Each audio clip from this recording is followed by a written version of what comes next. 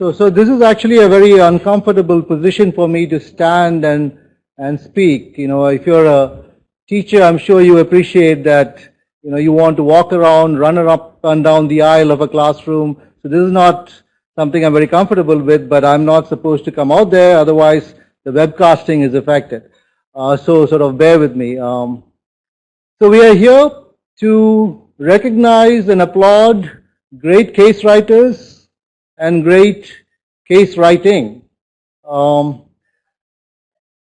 Just yesterday, I was talking to a student at ISB, back at ISB. He was coming out of a classroom, and I asked him, how did the class go? And he said, wow, it was an amazing experience.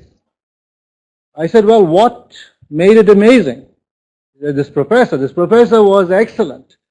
The takeaways were great. The 2 hours was incomparable. So I met this professor and I asked him, well, do you know, you had a great session today. You should feel really proud. And his answer to me was, let me tell you a secret. They say I did all the great teaching, but what really worked there was this really compelling, engaging case that I taught. The case was so good that I had to do little work. The session was just incredible, and I'll take the credit for it, but really it was not me but the case. So as we think about case writing and case teachers and cases itself, keep in mind ultimately you're not only writing good cases, you're actually enabling, you know, great teachers to become even better, or good teachers to become great. With that, welcome and good evening to everyone. Let me acknowledge with gratitude Nicholas Lepage for giving us this location and the time. Really appreciate it, sir. And we would be happy to come again anytime you call us. So we have our winners, and I'd like to recognize them first before they actually do their presentations. The first prize winner is Ashita Agarwal Sharma and Renuka Kamat. If you wouldn't mind, if you would just stand up so we can see you all.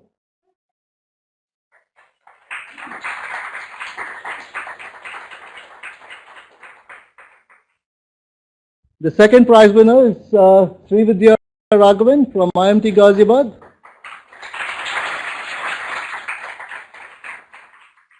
And our special category winner is Anamika Sinha and Biju Varki.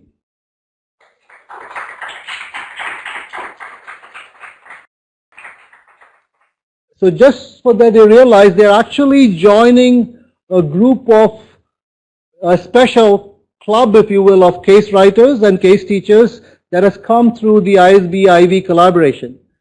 So the ISB-IV collaboration is still, in my opinion, very young, less than 5 years old. And over the years, we have put out 75 case titles, 140 authors from all over India. And I think in terms of the impact we're making, it's very telling. Last year, we sold 15,000 cases in 40 countries.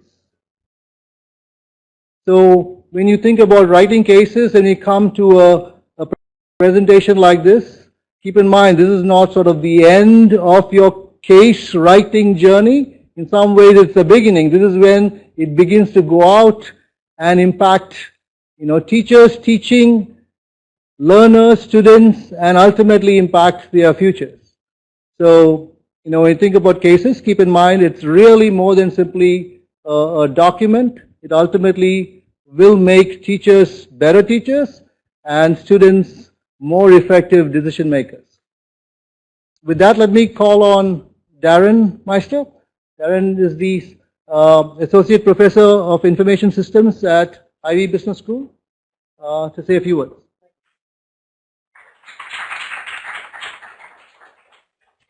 Thank you very much. Just on behalf of the Ivy Business School, I'd also like to thank the Canadian Consulate for its support, ISB for our partnership, but most importantly, of course, not only the winners today, but also everybody who has submitted cases and helped continue to develop this case portfolio. I thought I might take a moment to talk a little bit about some of the impact that these cases have as a person from outside of India, which you may have guessed. One of the things that I certainly have noticed in the last 3-4 years as I'm putting together my courses is the number of times now when I'm searching for a new case on something interesting in technology management or innovation or an IS, that suddenly now I have a selection of cases from India that I draw upon. And we have students that I'll take the picture of, you know, maybe who I was were I in an undergraduate class at Ivy. You know, I grew up at a farm in Ontario. There literally was one person from India who was in my hometown growing up, and he was stereotypically the science teacher. But there's still vast quantities and vast parts of the world where people don't have an opportunity to see or interact with the rest of the world. And those are people who are going to good business schools around the world that are using ISB and IB cases. And through these cases, people get a glimpse into what life is like and what business is like in different parts of the world. And I think that's one of the most important things that this case writing collaboration continues to be able to bring. ISB's great presence here in India, our presence in India coupled with our experience for a very long time in cases and in case development, I think allows us to give the world a snapshot into India that is not a caricature that you see in a posters or necessarily just the worst of India that's always seen. So for those of you who are encouraging your colleagues to collaborate in the future and to submit in the future, you may tell them to think about that 40 countries, people who will never have a chance to see India, but that's not true because they have a chance to see India through that case discussion, wherever that happens. So we're very proud at Ivy to be part of the effort to take that global, to continue to build on our presence in Asia broadly, to build on our presence around the world. So on that note, I really thank everybody for their efforts, but specifically congratulate the winners in that process. So thank you again. This stage, I'd like to call the Consul and the Senior Trade Commissioner, Nicholas LePage. Thank you.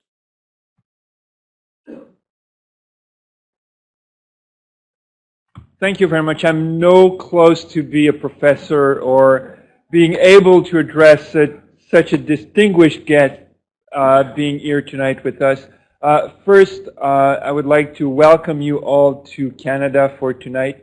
It was easy. There was no visas involved into your travel to the consulate. So welcome here tonight. It's a privilege to have you here. Also congratulate all the winners. And I was just turning and I just realized that most of the winners were women. I don't know if that's a trend or that's a sign, but I just want to notice that and congratulate you all again. Over the last few years, there's been a number of areas where we see a lot of potential for collaboration between Canada and India. And education in particular is one of those areas that we see tremendous scope to achieve a stronger relationship. And of course, we have a good education system in Canada, and we've been working a lot in trying to attract a number of students, and I can talk for the rest of the evening about the reason why people should consider Canada for their study, but that's not the purpose of what I want to do here tonight. Yes, we can attract students in Canada and all that, but where we see a lot of potential is to develop partnership. And I think what we are witnessing here tonight between ISB and Ivy is an example of that kind of partnership that bring two great institutions between Canada and India and to provide the ability to work together to reach that level of partnership that we have winners, we have cases. Those cases are sold around the world. India is then used around the world and supported by a very good school in Canada that came to India working on that case method basis that has been bringing some innovation in the education. And lots of people, when they say, okay, where I would go, are thinking of Ivy and other schools because of those cases and that case method. Once again, I think it's a good example to illustrate what we have in common, ways to partner together. We'd love to see more partnership going with ISB with other schools, not that Ivy is not good, but also for Ivy to go in and have more partners here in India so we can run more competitions. We have more cases being written about India in all those sectors.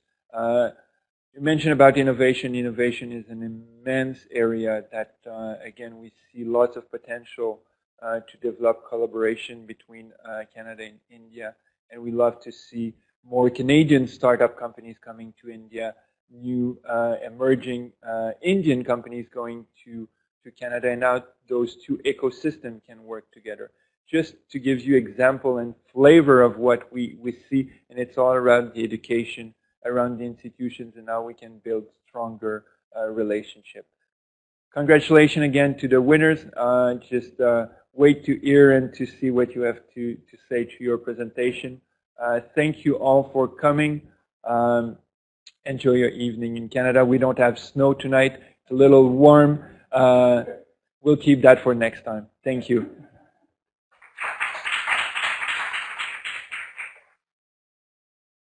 Let me introduce Meena Saxena. Most of you know, all of you know Meena. She is the backbone of the Center for Teaching, Learning and Case Development. She makes my life easy. I take all the credit, but she's the one who does all the work. I really mean it when I say that. Without her, nothing works, and I wouldn't be able to run the center. So, Meena, please let me first acknowledge you, and you take it.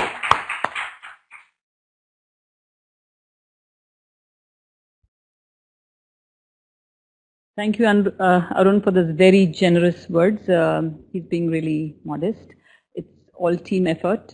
You can see Shrikant here. Shrikant is from our Center for Teaching, Learning and Case Development.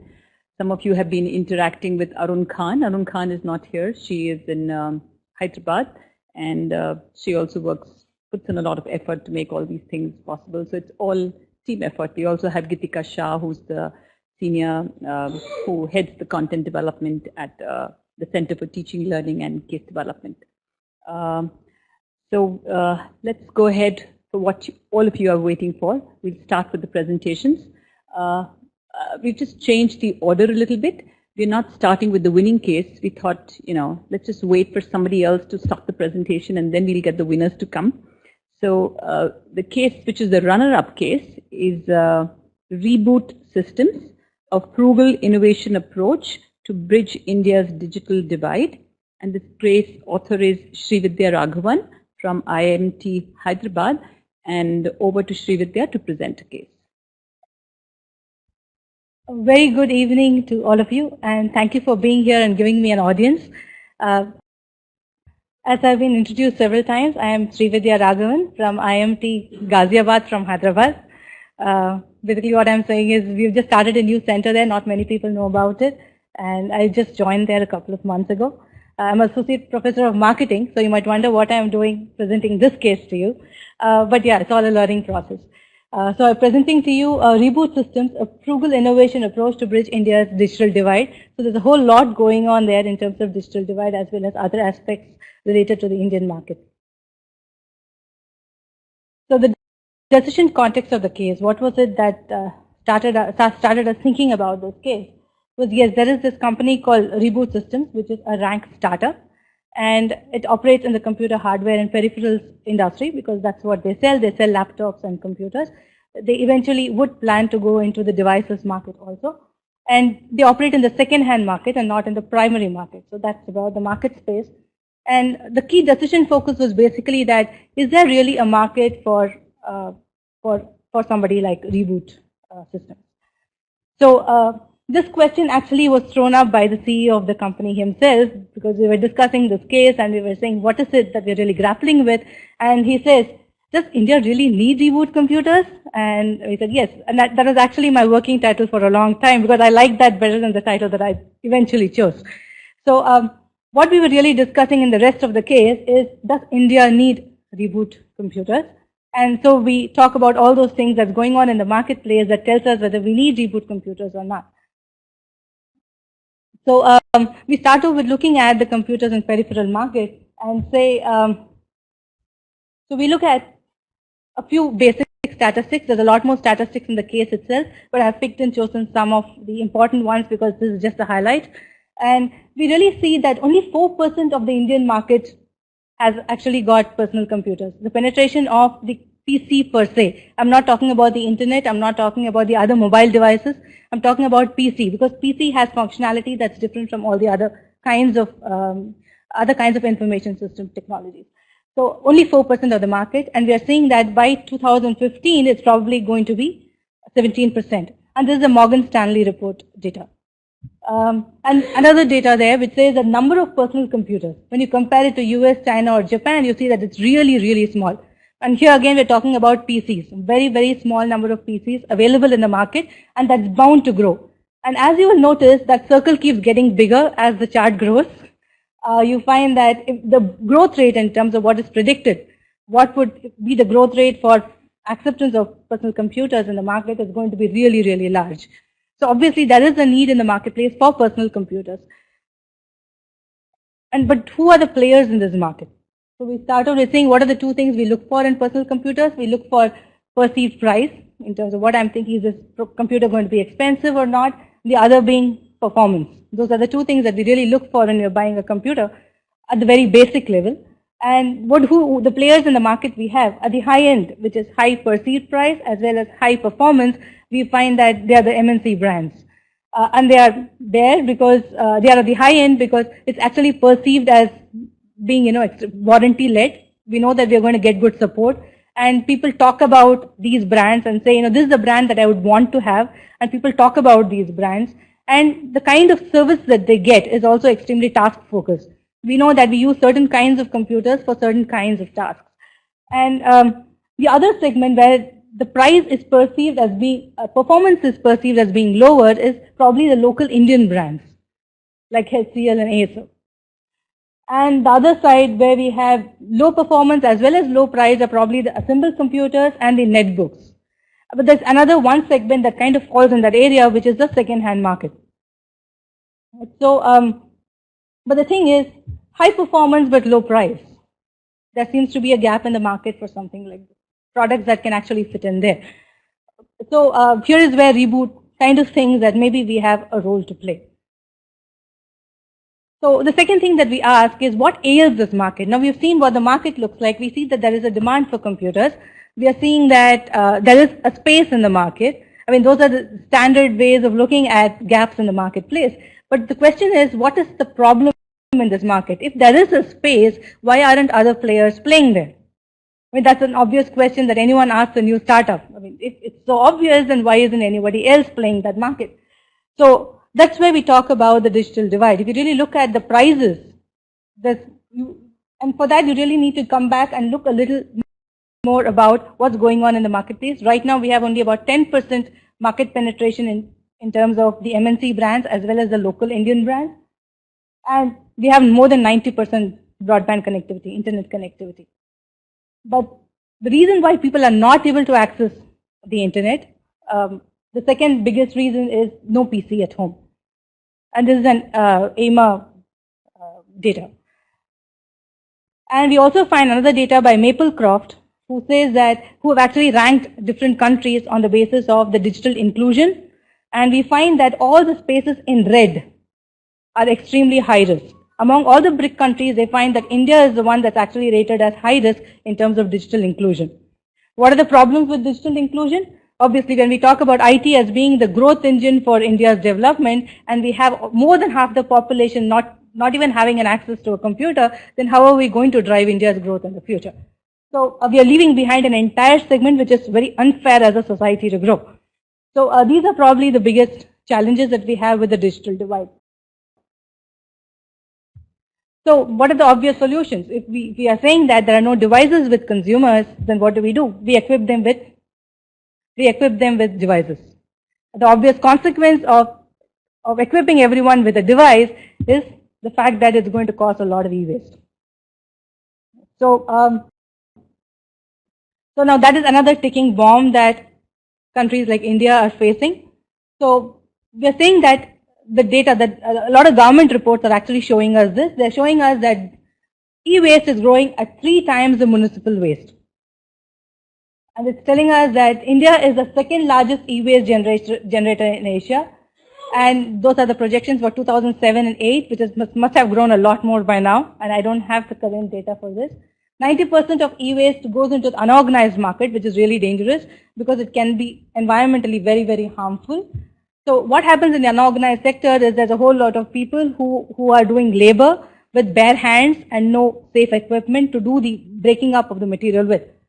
So these workers are unprotected and sometimes even work from home, increasing the chances of exposure to toxic chemicals. So there is an environmental hazard as well as a social consequence. So what do consumers need? So that's what we ask next. So what they look for is affordable and accessible computers. So now we're asking, do we still need reboot computers? So the next question we ask is, what does reboot computers do? So they basically recycle used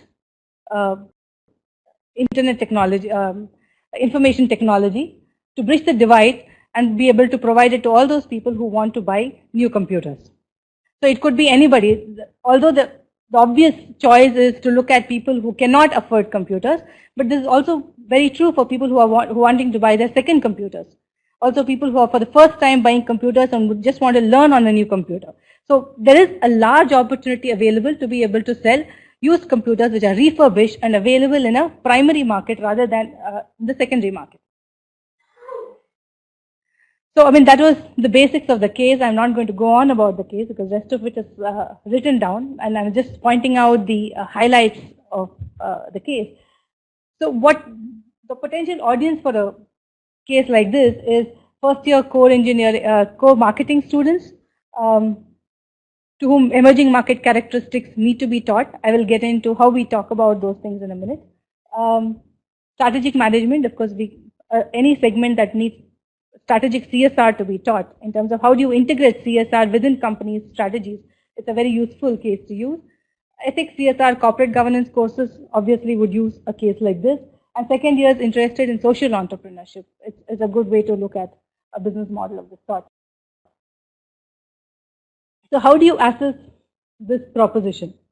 That's one of the things that we ask. And to be able to assess a proposition such as reboots, we really need to look at what is going on in the marketplace today. We find that India today has very large GDP. We've been talking about growing GDP. Of course, we've not talked about that in the last week or so. But yes, the general trend is that the emerging markets, we find that the GDP is growing. But we also notice that the population is growing very, very fast. So which means even if the GDP is growing and we are saying that India is seeing a galloping growth, the Aam Aadmi, the so-called Aam Aadmi, still does not really have the kind of affordability that he should have. Whatever growth in consumption is happening because of those who can afford it, and that's a very small segment of the entire market.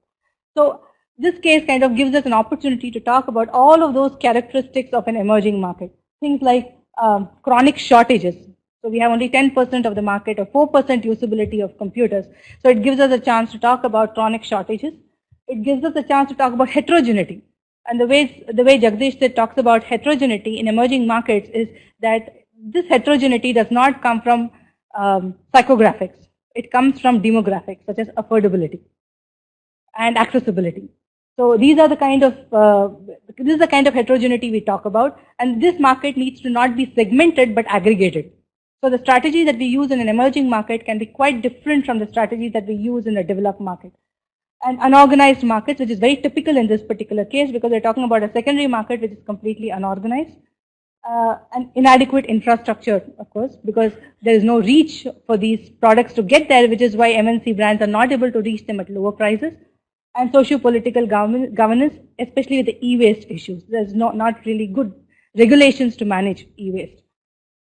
And of course, consumer trends. Increasingly, we find that rural consumers are accessing the internet more and more. And we find that second-tier cities, usage of internet in cafes is increasing.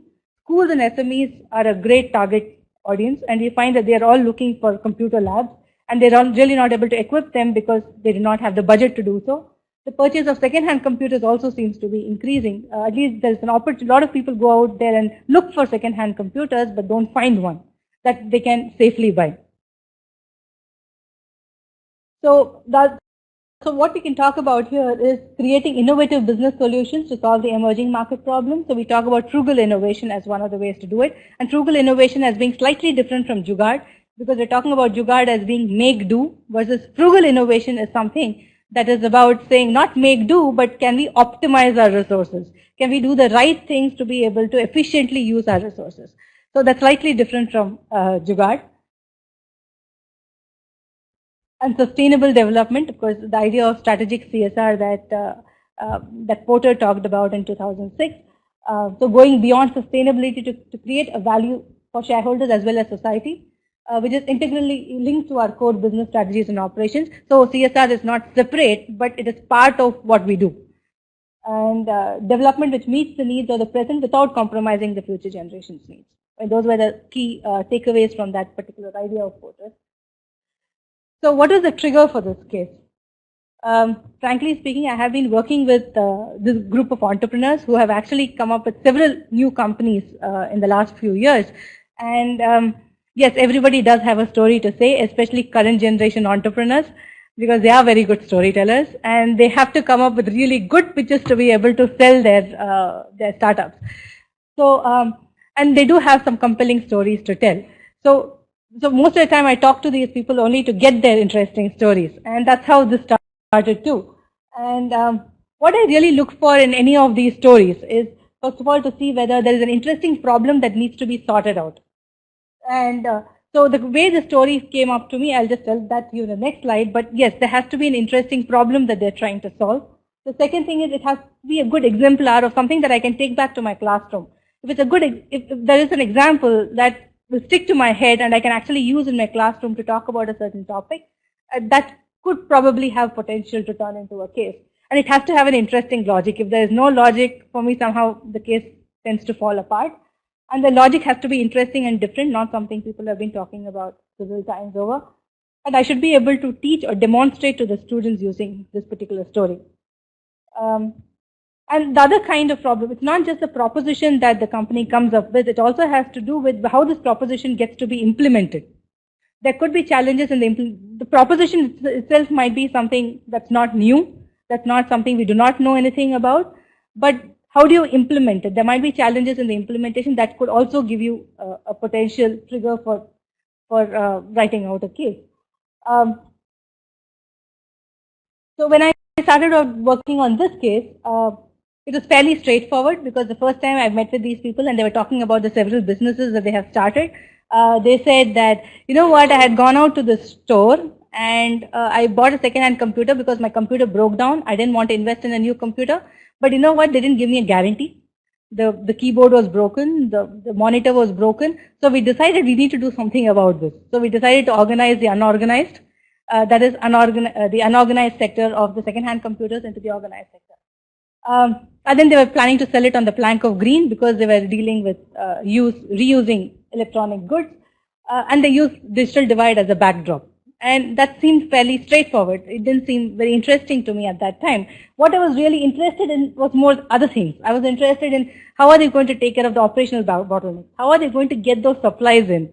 How are they going to make sure that the supply and the demand that they create are actually in sync? How are they going to take care of refurbishing, the process of refurbishing itself?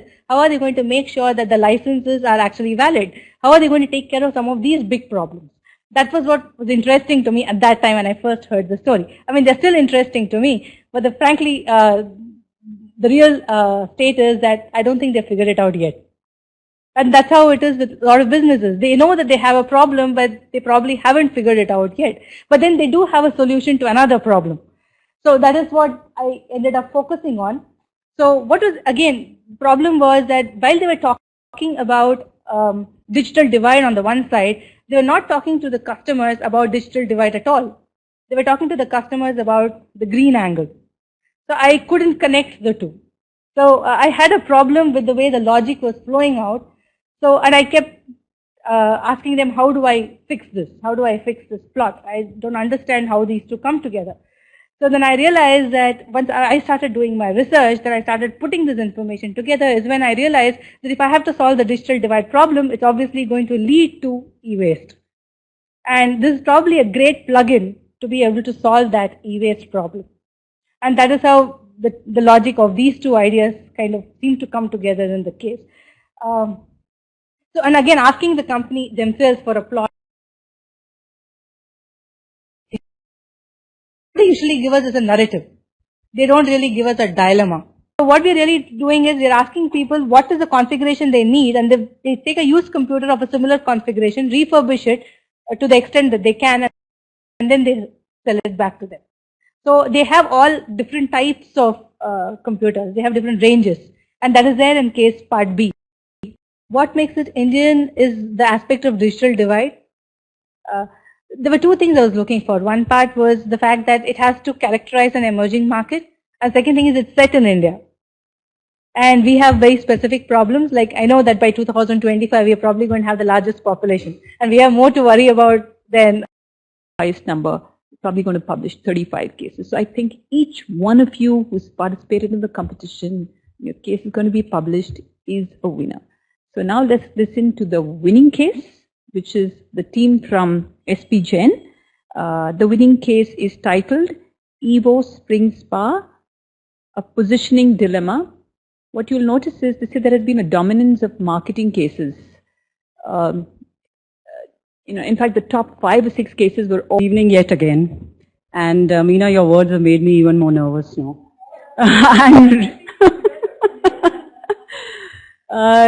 Case is titled Evo Spring Spa, a positioning dilemma. I have with me my colleague, Dr. Ashita Agarwal Sharma. I'm Renuka Kamath. And Sunil couldn't be here. He's an outstanding person. He's been really, really supportive in writing this case. He's also an alumnus of SPJ. Maybe that helps as well. So let me begin by giving you the decision context of the case. We have written this case for the spa market in India, which is rather small, it's new, it's nascent. And the industry it falls under is called the wellness industry. The company officially is called the CMYK Health Boutique Private Limited. And the key decision focus in the case is brand positioning. The learning objectives primarily are to get the students to learn the importance of identifying distinct consumer segments. And you should be focused on which consumers you want to go to, which is the best possible positioning option. Because when you are analyzing your segments, you do come across a lot of positioning options that come before you. And how do you use implementation of that positioning option as a fallback for making your choice of the positioning that you finally choose from? Good evening. So I would take you through what the case is and what the story is. Basically, the case starts with the story of the 3 entrepreneurs who have been working with an MNC and have had a very hectic kind of a lifestyle. So they work really hard. They have to travel a lot and are facing real work-life pressures. And in such a scenario, they have a need to de-stress and relax. Now, what are the options they have? Basically, the hotel spa seems to be the most trustworthy, credible, and the accessible option, but too expensive. And even with the heavy pay packets which they are getting at their MNC jobs, they really find it unaffordable to visit a hotel spa. And this kind of an experience sharing makes these 3 entrepreneurs feel that there could be many like them who are facing stressful lives, and therefore there is a need to de-stress and rejuvenate. Bill in Indian rupees. And where does the spa fall? The spa is basically perceived to be curative, preventive, and enhancement option. That's how it is placed in the wellness market. Now, why is there such a potential for wellness and spa? perhaps because of the changing social context and the consumer context. So India is moving towards a very hectic kind of a lifestyle, especially in the urban and the upcoming cities. The trend is towards the nuclear families, women working, therefore the pressures and the on life basically are much more. People are struggling with hectic lifestyles, and there are a lot of stress-related ailments which are increasing. Work-life balances and pressures, as I said, need to be maintained, and therefore consumers are looking for an option to relax, but these options preferably should be convenient and of quality. So these are basic concerns which consumers have of today, and they are ready to pay the premium for such kind of options. So the case basically describes the entire process, that once the idea of Evo Spring Spa came up, how did the entrepreneurs get along to divide the market, to choose the consumers they had to address, and basically what do they want to speak to these consumers. So there are 4 stages in which the case has been divided. The first stage is about understanding the consumers. So multiple focus group discussions were conducted across India, across the genders and the age groups, to understand what people think of spa, and what are the perceptions they have. And basically what was identified was there was a lot of social and cultural acceptability issues regarding spas in India. They were considered to be intimidating, perceived to be for the rich and the indulgent. Concerns of safety and privacy were there. Accessibility was very important. People didn't want to travel long distances to go to a spa. They were really unsure as to how much to spend, and is it really worth it to go to a spa? But basically there was a concern on trust and credibility, and people were looking for branded options, more credible options. Besides many other things, these were certain inputs which came from the focus group discussions. So after speaking to 300 users and non-users of spa, the market was, that was the prime concern for them. Then with the racers, racers were much more aware consumers who knew about the wellness options, who knew about the spas, but then they were more biased towards the natural and the organic kind of treatments. And finally, we had sprinters, which was a small portion of the market, but highly evolved consumer who knew a lot about spas and the options available. They were ready to pay the premium and avail these kind of the services, but they were, they were not sure of where to go. So they were looking for a good health in the shortest possible time, but they were proactive in their approach. After dividing the market in these 4 clear segments by psychographic and behaviors, the job in front of the entrepreneurs was to really select on their segments. So, climbers and racers were the segments which Evo Spring Spa thought of approaching. Climbers because they were large in numbers, and that was important from the business point of view. And racers because they were the low-hanging fruits, so as to say, and they were the opinion leaders for the market to be. So after doing the targeting and the targeting, now the job was that what should we speak to these people? Basically, the market was classified into users and the non-users. So they had 2 jobs to do. One, to make consumer aware of spa services and why they are important, so that people can try on them, and get the first-time users to come again to spa for the repeat visit. So these were the 2 basic tasks to them.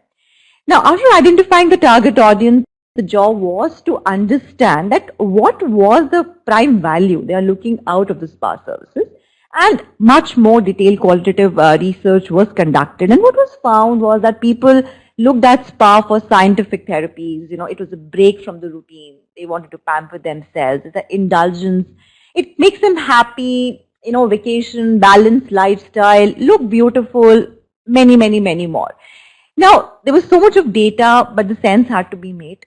It was confusing, but then it was the most critical decision at this stage, because that's where they could really identify the core value proposition for their offering. And after a lot of data scrubbing, which is kind of given in the case, and the students would have this opportunity to understand that how to make sense of the qualitative data from the way it has been written, they found that ultimately what consumer was looking at is feeling good about life. So all these things which they read out from the market were kind of now concentrating on feeling good about life. They got feeling good about life, but this was diverse. I mean, we can feel good about life through many, many mediums and many, many modes. And therefore, what should be the mediums which Spark can offer so that the consumer feels good about life? And the last stage of the case is the three choices. So the student is exposed to the three choices presented at this stage. And the three positioning choices which was there with the Evo Spring Spa was one, a little vacation, a break from the routine. Affordable health, I mean, it's a proactive approach to keep yourself fit both by body and the mind. And an affordable indulgence to pamper yourself and feel good about yourself. So these were the three propositions, and then this is the decision point in the case where we stop. And now the task in front of the student is to take a call as to what should be the prime or what should be the positioning for the Evo Spring Spa. And so now Renuka will take us through the case journey and how we... So this is the decision point, and that's where the case ends. And the teaching note, of course, gives you a lot of details about how you should approach it and what did they do and also what happened and things like that. As far as the journey is concerned about writing this case, actually we got so involved in the whole thing. We met a lot of consumers. We met Sunil and his team. We did a lot of teleconferencing with them. But it all came from the point of view that we wanted to write something which we could use in our class, which is pretty much what Srividya also said, but also on a concept that is relatively difficult for students to learn or students to understand. And over the years of experience that we have, we realize positioning is one concept. It's not very easy for a new person who's new to marketing or even has spent a few years to really get good teaching to the students, because it's available. They're very savvy on the net. We all are. Information is available on Google and others. The other thing was keeping the right keywords. So we had we wanted to make sure that the concept is mentioned in the case title, and the second thing that we wanted to make sure is the context, which is the spa industry, should be there in the title. So those are the two things we kept in mind. I don't know about you all, but and so many other case writers who are much more successful have written many more cases, but somehow for some reason time pressures and deadlines work for us, and we were in the middle of a heavy teaching load. But we made up our mind, and we knew there was a date we were working towards, and we just worked towards it, and it worked for us. We of course had a very cooperative and willing partner. Between the two of us, we had an understanding right from the word go that, don't get offended if I trash your ideas, and I won't get offended if you trash my ideas. And we threw a lot of stuff out of the window, and we did have a lot of disagreements. But we respected our point of view, each of us, and I think it was for the best. Right through our writing and discussion, focus on single issue was our main thing. It was so tempting, I can't tell you, it was so tempting to write about other marketing issues. We actually started writing about the 4 Ps, the implementation, the marketing mix, and finally ended up writing about positioning, which of course happened a little early in the game, but we said we're going to write only on single issue and let's just keep it focused there and not digress too much.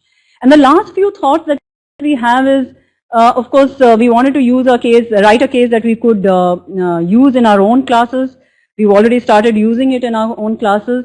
We wanted something that's interesting to hear from you. Please do give us and write to us a feedback whenever you use our case. We'd be very happy to get back to you on those. Thank you. But how much of actually have you left out about the other 4 Ps? You just mentioned that you didn't want to focus. Is there a difference in terms of designing the implementation plan? But that's left to the instructor's discretion as to whether they want to take it or not. We've given some pointers in the teaching note regarding the implementation plan, but the main case is not talking about the implementation plan at all. We are stopping at the STP itself. Yes, data, I'm not sure it would not be right for us to prompt students to compare the alternatives. If you can explain that part. Okay, for each of the positioning options, we've asked, one of the questions that should be given out to the students in advance or in the classroom is build the brand ladder. Is that what you're talking about, the brand ladder? Yeah. So how do you, for each of the three, so Little Vacation or it is on the health platform or whatever it is, from attributes that you might want to give for that positioning, to functional benefits, to emotional benefit, to the value. So that's the brand ladder, which is of course researched, and there is a lot of work that has been done on the ladder. But how do you build it? So that itself is a class exercise. In fact, very interestingly, the brand ladder itself starts throwing up a bit of direction about where is which might be the good positioning option to take. Right, so when you start from the attribute to the functional. Much of what the question you asked is very relevant because it gets covered there. So you're forced to put some of the executional, marketing, first place in giving IMT Hyderabad the second place. If you're finding it difficult, you can imagine you've only seen the 2 winning cases. You've not seen the others. How difficult it was. That is wonderful. I'm so glad you said that because I'm sure lots of others are feeling really special. But some of the people in the audience don't want the winners to just go away. So Srividya, you'll have to hang on. There are some questions coming up. They said, they want to pitch you now. They said, yeah. And this was, Jagdish Seth has come up with a paper in 2011. Now, in these cases, if we want scalability, in order to be able to provide affordability and accessibility, we cannot segregate, but we need to aggregate. So he said the strategy may not be segmentation like we do in developed markets. It might actually be to aggregate in the developing markets. So no, aggregation rather than segregation. No, not that way. What we are saying is we are homogenizing to a large extent. We are saying rural audiences, sect B. We are not really saying that, this is a group of people who are looking at performance products. We are not looking at a group of people who are looking at low price products. That's not how we are looking at people. We are saying there's a large number of people who are looking for affordable computers, and can we cater to all of them at the same time? So if you really look at the way I looked at, yes. So therefore we aggregate and look at market sizes rather than segment and say here is one segment, here is another segment who has a certain need in the product. Right. So that language is kind of different here. Any more questions probably? So if the marketing category was competitive, because the 2 winning cases are from the marketing category, and of course the marketing category winner has to be from marketing. So you have 3 of the top cases in the marketing category. Fortunately for them, have taken away 3 prizes. We don't have the marketing group here today. They've not been able to be present here for the case presentation. But we do have the winner of the entrepreneurship category, and I love telling stories, and I must tell you the story because I want all of you to feel so good that if you missed it, you didn't deserve to miss it. You deserve to get the prize. And when it came to the entrepreneurship, I must tell the story to you. We had 3 cases tied at the same score. What that tells you is, and these were not the same 2 professors who had evaluated all the 3 cases. They were a different set of people. So you can imagine you had 4 different professors evaluating these 3 cases and giving an identical score. And they don't know what each other's scores are because it's all blind review. You don't know the name of the professor, you don't know the name of the college, you know nothing.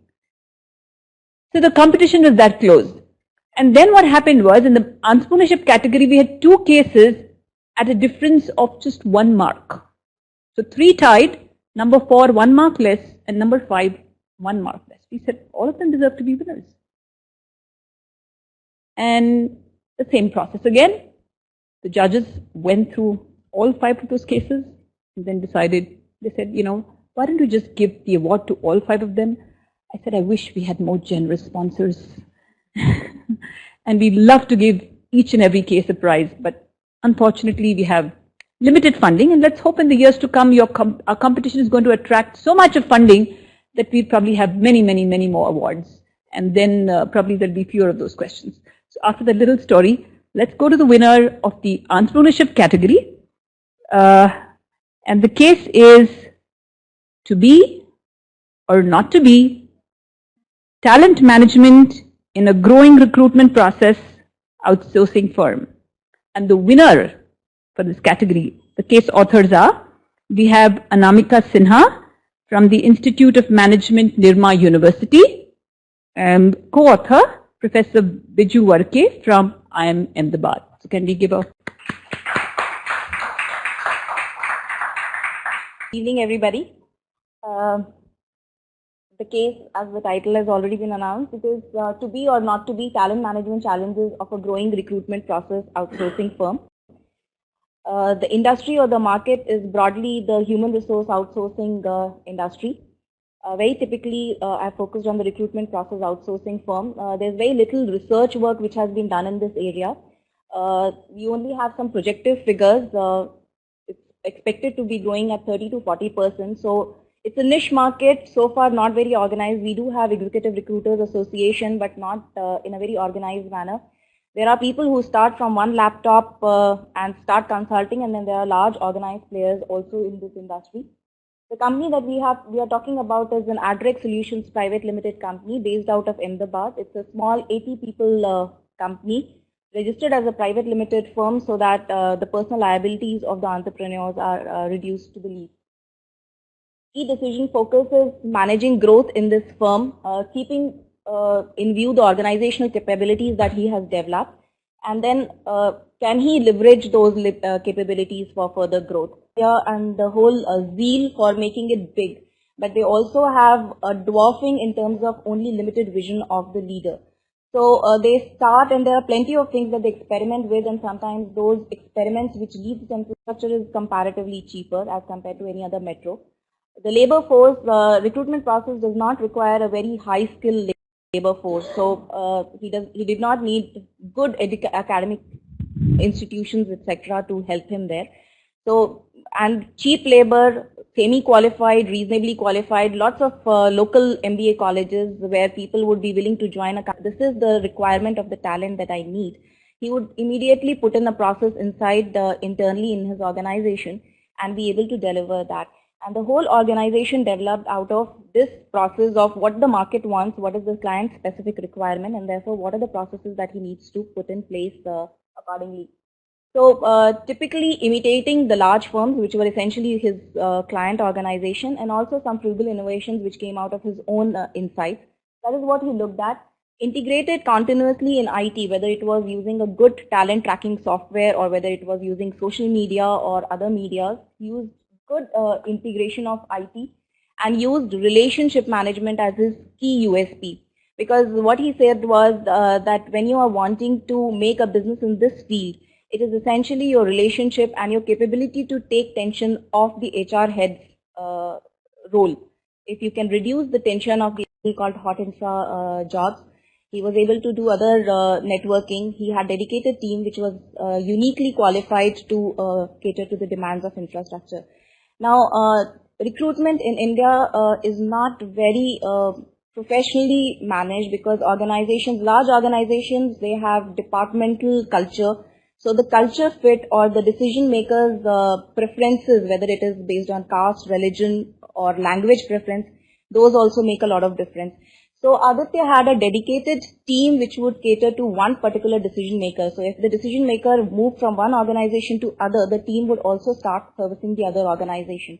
So customized, unique whims or fancies or preferences of the decision maker was what his entire team would notice. So that way he would be able to identify, one was the bullseye series, what he would call as bullseye series, where he would look at the KRA match and also the decision maker's preference match.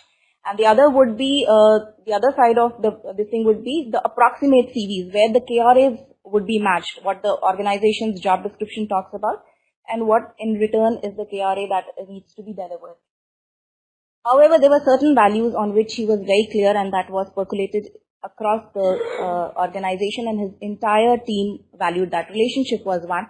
Second was there would be no discount on the margins, but if it means to build up a relationship, otherwise the cash flow would be encouraged. So once the infrastructure was established, he slowly ventured into IT. Now the two sectors I'm sure we are all aware of are distinctly different. Infra is rugged. Most of the business, recruitment business is done. They would do business transactions entirely on different smaller organization and place them in larger organization.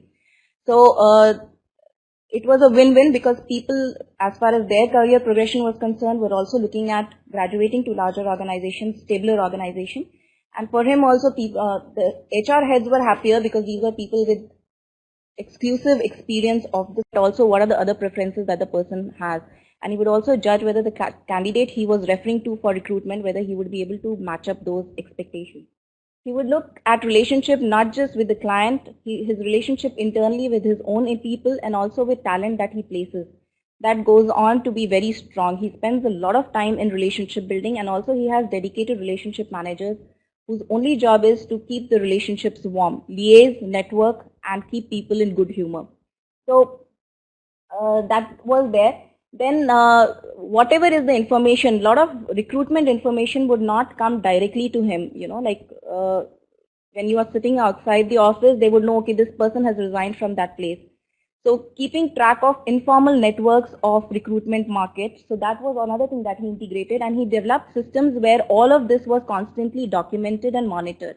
So careers of senior decision makers, how that was moving, that was also documented. And also what, in accordance, what is likely to be the demand of that particular organization, that was also mapped along with. And for that, he had dedicated people who would cater to that particular requirement. So while that dedicated team delivered to the customer, in return, there was a continuous effort of integration of that information, and a docket was maintained which was shareable with everybody. So in case that person left, the information was kept in the organization and somebody else could deliver reading that particular docket. Also, trust was something that he emphasized within his internal team, because this market is essentially about knowledge. How quickly can you pick up information from the market and alongside be able to deliver, because turnaround time in typical organization is 1 to 3 days.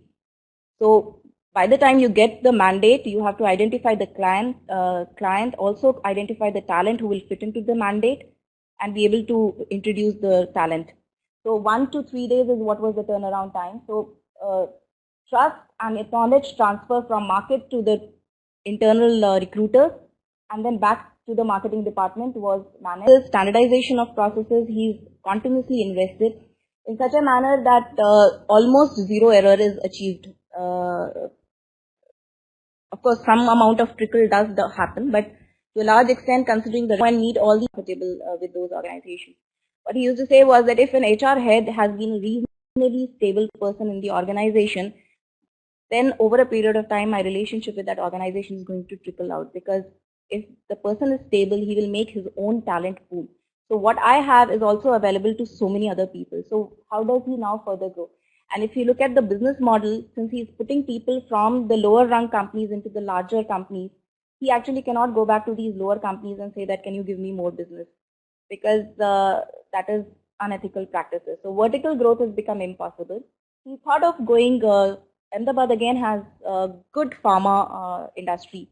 So he thought of getting into that, but pharma, the tacit knowledge of what will be the decision makers, the fine line of distinguish between one CV to the other, that was very difficult for him. So horizontal growth almost became impossible.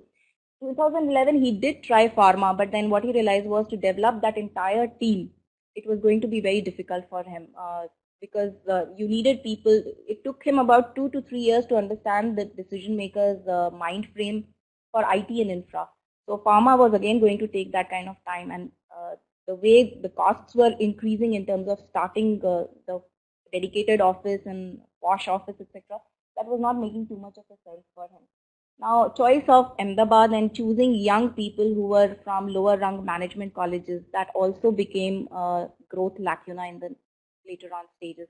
One, because these young people sometimes had further education, or they had different aspirations, or they wanted different things in life. Their commitment levels were lower. So his own attrition level increased quite a bit. And the second issue that came in was that how do I develop these low capability people to come up as second line of leadership? Because if I really want to look at multi-dexterous firm, I need to be free from the everyday nuances. If you see, the present model is, he is the center. The two arms, they both report back to him. Market reports to him, internal people report to him. So he is the center, he is the cynosure. If he is not there, then the organization actually does not remain. And the people that he's chosen, they are not that capable that they can actually leverage the organization for further growth. they will not be able to take the responsibility in such a manner that he can escalate himself to strategic decision making and move ahead. Ambidextrity perfectly working fine, but then multidextrity, how would he manage that? And because client demands are unmanageable, for more delivery on even all those questions was something that he felt morally it was his responsibility to deliver. Then talent management, by and large, headhunting more or less is a very routine job. You have software, there's not much of skill that is required. And youth, as we all know, they tend to be frivolous on that. They need something new every day to be able to manage. And of course, this is an organization with stories, so we didn't know for quite some time that what exactly is he talking about and where do we anchor it. So that was the only issue, but I think and he was the only source. Even if we went to other people, they would always say that Aditya is know all, Aditya is everybody, Aditya is why we exist. So they will only parrot whatever Aditya had already told us. There was no new input that came from his team members. And Aditya often screened what they will tell us before they actually spoke to us. So there was a lot of dependence on one source. But Aditya that way was very, very helpful. I also had Professor Varki, who was very, very extremely helpful in helping me write this case. I think that was the only thing. With Aditya, often it used to be, he's one person who is very, very kinetic, full of ideas. So he would start with one thing that I'm doing this, I'm doing that, I'm doing that. 2 months down the line, when I would go back, he said, oh, that was story then. Now we are not doing any of that. Now we are doing this. So, because this is how the things have changed and now we are doing that. So many a times I was like, but you said you were doing this. And he would say, no, but that was old story. Now we are doing this. So matching up with his dynamism and the growth of the organization, that was a very big problem. Finance was something that he said that financial data I will really not be able to disclose. So even till late, we do not have that data. So besides that, I did not face too many challenges. So I guess the only thing that it took me was help, active help from the protagonist. And the second thing was perseverance, because there were times when I thought that it's running into another storyline and that it's really got nothing which is relevant for a management student or for any other entrepreneur for that matter. But then as we went on and on and on, we realized that no, it's not just his story, it's a story of a lot of small professional service firms. They all struggle with these issues. And if there is some guidance that they can look at and what are the mistakes that Aditya has made and that they should not have made, or what are the good things that Aditya has made. Also, when you talk about certain foreign brands which are wanting to come to India for recruitment, etc., the nuances that we have been able to capture, that would be.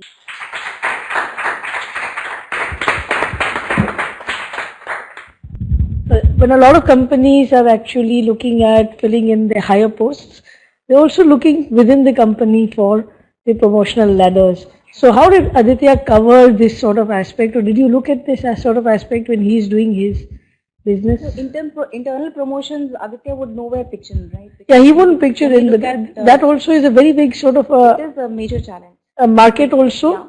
And certain companies, they only go by references. Okay. So there again, Aditya will not have a chance to build business. Okay.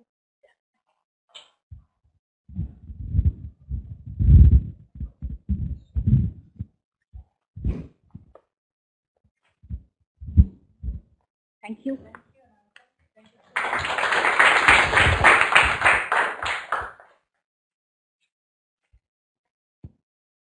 We must compliment the three teams for finishing in record time. I didn't have to say anything to anybody. So we are by the clock. We have 10 minutes remaining. And in the 10 minutes, we're absolutely on the dot as per the program, if you can see. So we have a very special guest amongst us. As you know,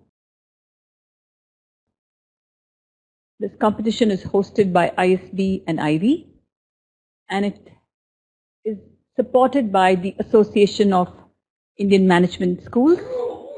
And we have the representative from AIMS here, Professor Abad Ahmed. A very warm welcome, sir. And thank you so much, because AIMS is having a conference in Belapur, and he's come all the way from Belapur for this special event. We really appreciate your effort. And he is associated in multiple ways. So he's been the past president of AIMS. Apart from that, He is the chair professor, Jamia Millia University, Department of Management Studies. He was the pro-vice chancellor, Delhi University South Campus. He's the chairman of the Aga Khan Foundation. And I think what IB feels very proud about is he's an alumnus of Richard Ivey School of Business, a very, very strong proponent of the case methodology. We'd like to invite you, sir, to say a few words. Thank you so much for coming all the way. First of all, I'd like to thank you very much for giving me this great honor to be present on this occasion. In fact, I had arrived in the vicinity of this place about an hour ago, and I can write a very good case on how to reach this particular place. But anyway, I think all is well that ends well. I'm glad at least I was able to come in time to listen to at least part of second and almost full of the third presentation. And let me share briefly my association with Case Methods and Richard Ivey School. Actually, I had done my PhD in commerce in India, and having acquired all the knowledge in commerce, still I felt very strongly that I had really not developed the ability to apply that knowledge to real life situations. And actually this happened because when my study was on certain aspects of costing management in sugar industry, and I had gone to many factories, and when I completed my work, one of the factory managers said, will you, now that you have completed the work, will you please come and install the system that we have been talking about, help us develop that system. And I found myself totally at sea. I realized that our education was really not preparing our graduates for facing the problems and challenges of the real life situations and ability to apply the knowledge to real life situations. So I was very curious about the Harvard case method. And I wrote to them and that I would like to do my postdoctoral work, and invited me. And he said, look, this is the first time a doctorate person is coming to our school. What do you want to do? I said, look, I have come here to study the case methods because I find that this is evidently a very, very effective way of developing business education. He said, how will you go about it? I said, look, I will, and no audit course, all credit courses. I said, fine. I took up the challenge. And of course, there are many to start an MBA program based on my experience at Western Ontario. No one responded. Only in July 1962, I got a letter from Delhi School of Economics from Delhi University that if you come here by July 16th when the university reopens, we'll offer you an associate professorship, leadership. I was very young, had no teaching experience. And at that time, people of the stature of Samrat Sen and Jagdish Bhagwati were there. Manmohan Singh was a teacher there. I just literally couldn't believe it. At that time, already I was working in Northern Electric Company in Montreal in their training division. And as soon as I got this offer, I went to the vice president and said, I want to go back to India. He said, why? I said, because I have got an offer which I can't believe. He said, how much money will you get? I said, if I tell you in terms of dollars, you will think I'm crazy. But it is an honor and opportunity which I don't want to miss. So I came back and I got full support from Professor Dasgupta and Delhi School of Economics. We had a major challenge because nobody recognized management education. Starting a full-time MBA course in management at that time was presented by Commerce Department, and there was so many people said, who is going to give them employment and so on and so forth. But we kept struggling. Even the UGC said, we are not going to give you funds. We said, we'll start without your funds.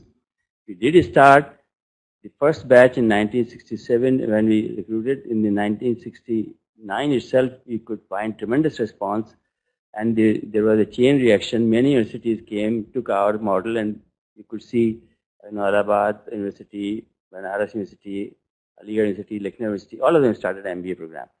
So, but then, coming to the case methods, I found that our teaching paradigm is so much authoritarian and teacher-oriented that, we found it extremely difficult to persuade our teachers to write and teach through cases. In fact, we invited Professor Andrew Toll of Harvard, and we conducted many